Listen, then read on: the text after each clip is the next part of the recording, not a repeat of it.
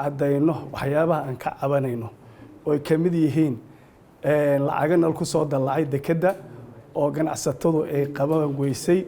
oo meel aan u weynay dad anaga nala mid ah oo ganacsato ay wataan ama siyaasiyiin ah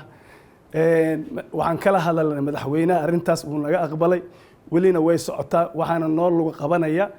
arinkaasi shibilaynada oo koow ka tahay Mercy Line waxaan ka cabanaynaa marka dawladda aan u jeedinaynaa in ay naga qabato dadka danaha goonida ah ganacsatada ka dhex sameynaya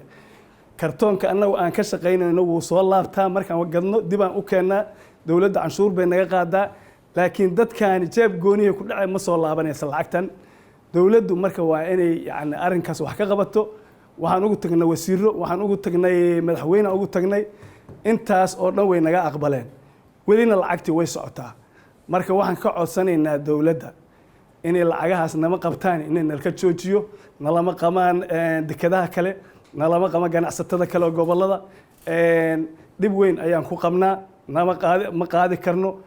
intaas ayaan codsanaynaa